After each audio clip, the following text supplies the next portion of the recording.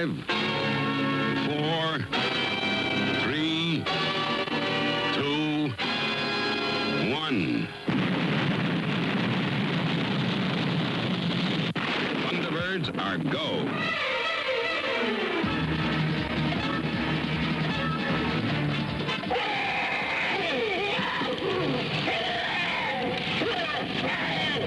Just listen to that. This house isn't going to be able to stand up to this punishment. What are we going to do? International Rescue. What was that? Send for International Rescue. They will help. Okay, McGill. Get onto that radio. Send out a distress call. Yes, sir. If anyone in this world can get us out of here, it's them. I was stuck with making pictures using puppets which couldn't move quickly, they couldn't move precisely, and to make matters worse, I was making children's programs. Now, children love action, children love movement, children love, sadly, destruction. So now, how do you do that with puppets? Gerry Anderson, in a sense, did the impossible. He just said, right, we can't make live-action science fiction films, let's make them with puppets. Anyone else would say, well, this is crazy, you can't do it. He did. And the genius of them was that they are both a parody of the real thing and also can be taken very, very straight. But it also seemed to epitomise a world in the 60s which was always sun-drenched, which was bang up-to-date, highly optimistic, and where men would go to the moon very soon. And you really thought that the whole thing was going to come true, and of course it didn't. Giant alligators? Giant alligators? It's a lonely spot far up the river. It might be a tricky spot to land. The terrain sounds treacherous. All right, John, tell them we're on our way. Give Scott a direction when he's airborne. Scott, off you go. Yes, sir.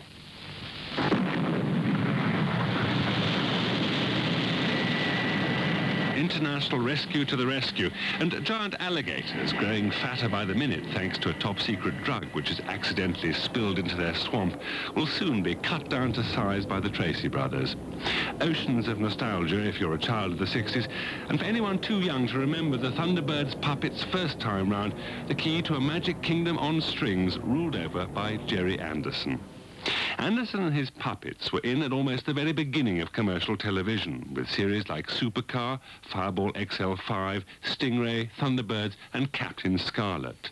And Lord Grade, who legend says created independent television single-handedly, soon took a commercial shine to Anderson's masterly marionettes.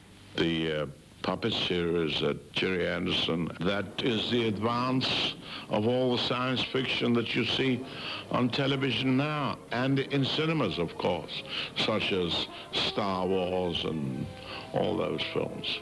I would say to the writers, the first stage is to take a character and devote, say, 10 minutes to getting to like him or her and caring about him or her.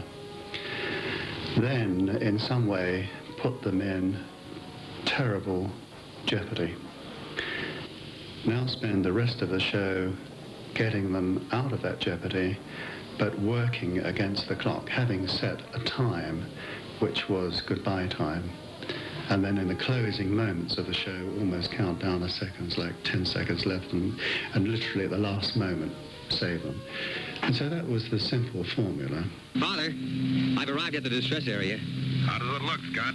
Oh, pretty hazardous, Father, pretty hazardous. There's 3 massive alligators attacking the house where these people are. Think you'll be able to deal with them?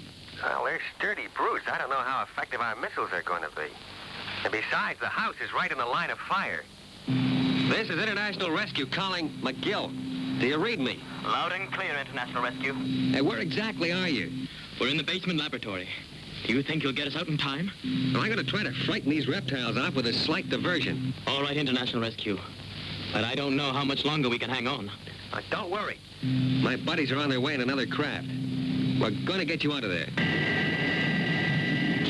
Gerry Anderson had found a formula that kept a whole generation of children, and their parents too, on the edge of their seats in front of the family television set. But it wasn't an original formula. Anderson simply hijacked the race against the clock from the cinema, which he'd worked in since leaving school at 14, first as an editor and then as a producer, who founded his own company in 1955. I had reached the point of bankruptcy when somebody came along and said, will you make 52 puppet films? And that was when I became interested in puppets, because it meant money and it meant the saving of our company. But that's the only reason I became interested in puppets. You coined a particular term to explain what it was that was special about the Thunderbirds and that generation of puppets. Well, it was a word that I put together, Supermarionation, super marionettes, animation. And this again really was an attempt to try to separate out what I was doing as opposed to the puppet show. But I really was always desperately trying to get into live action and get away from puppets. And you couldn't get the darn things to walk. You always had to cut them down, only photograph from the knee up. And if they had a gun in their hand and they fired a gun, unless you had the hand wired to the body, it usually did like a Catherine wheel. It went up over his shoulder and did about 3 revolutions and ended up 9 times out of 10 facing the puppet, so he's just shot himself. Derek Meddings, Prince of Special Effects in the Anderson Kingdom during the 50s and 60s, and now a monarch in his own right, having created the special effects for the later Bond movies and made us believe that Superman could fly. Meddings invented the futuristic cars and planes and rockets in which the Anderson puppets careered round the globe, as well as the assorted flashes, bangs and crashes which all but stopped it in its tracks. From the beginning, Derek Meddings and Gerry Anderson looked into the future and then had to decide how to make it work on television screens today. Today being the brave new 1960s. We are ready to blow. I repeat, we are ready to blow in 60 seconds from now. Repeat, 60 seconds. It's the marvel of the age. Supercar. Supercar. Supercar. All I know is that somewhere out there's a living creature in distress. I can't let that call go unanswered.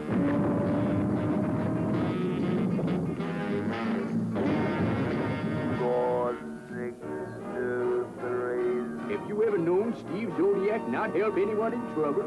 All the large departmental stores that had a kitchen section, we used to go round and sort out bags and bags of these various items like calendars and some unusual sort of teapot. Having collected all these things, we'd go back to the studio, chop the handles off, chop the spout off, and use the center part. And then we used to buy hundreds of plastic kits, Monogram, Airfix, and all the kits that were made at Revel. And we used to sort amongst all the pieces and take out the pieces that we knew you couldn't really afford to make. And then with a lot of design going into it, we used to add these pieces and stick them on. We used to use a lot of squeezy bottles and plastic containers, and we would stick it and maybe make one part, like we might make the cockpit, or we would find a cockpit from a larger kit, and then we would build on this plastic bottle or whatever it was. And having stuck all the bits on, then we'd give it a spray of grey so that it brought it all into one colour so that you couldn't see it had fairy liquid on it and disturb your eye. And then we would look at it and then we'd either add more or take pieces off. And then having agreed that it was a good shape, then we would paint lines on it and separate areas so that it looked as if there were panelling, and then dirty it down. And in the end, of course, we had some very, very good craft. Okay, Virgil, we're all set. Let's have a crack at these alligators. FAB.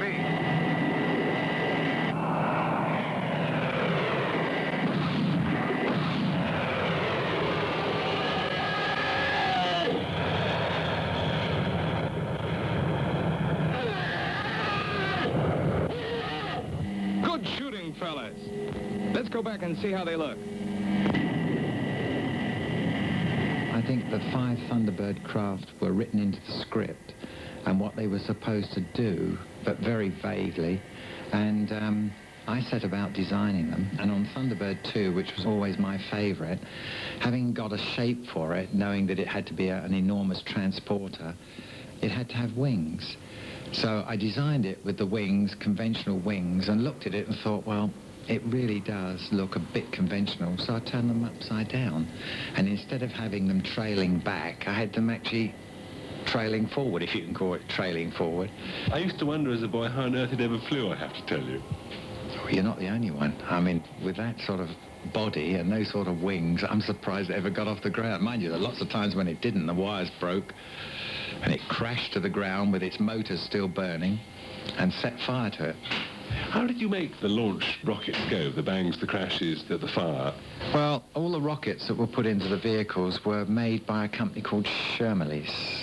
And they make a lot of life-saving equipment, you know, rockets for firing life onto a boat from the shore. So we gave them the problem, and they came up with these little jets. And then we had to just put a little igniter into them. And in the end, I think they were actually putting the igniter in. But they weren't consistent.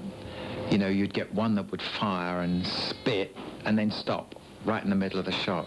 So you've got underneath Thunderbird 2, there were 4 jets firing down to give it the lift off the ground, and then 2 would fire in the tail to give it the forward motion. And you'd find that 3 would fire and 1 wouldn't. And it would always be the one facing camera, so you'd have to start all over again.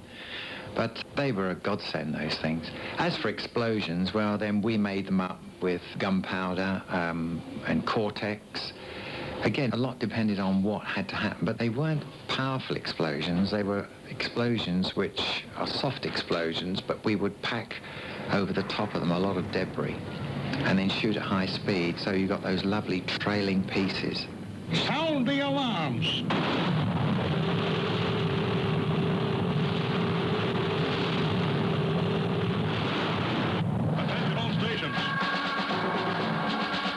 Those are no mere puppets playing second string to all the effects and the hardware. They may have been born as lumps of wood or fiberglass who could move their eyes and lips electronically, but they soon took on a life of their own, or borrowed it rather.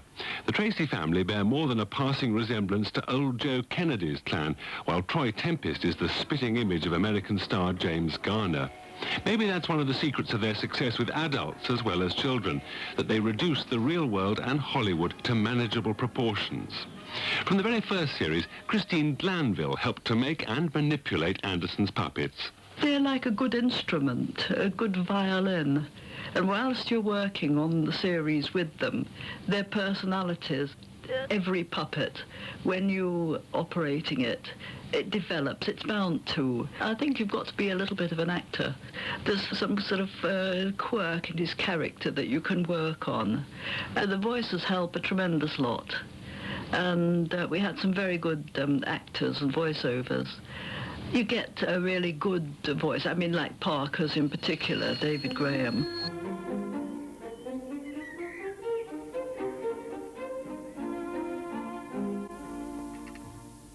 Tea, milady? Oh, thank you. On the lawn today.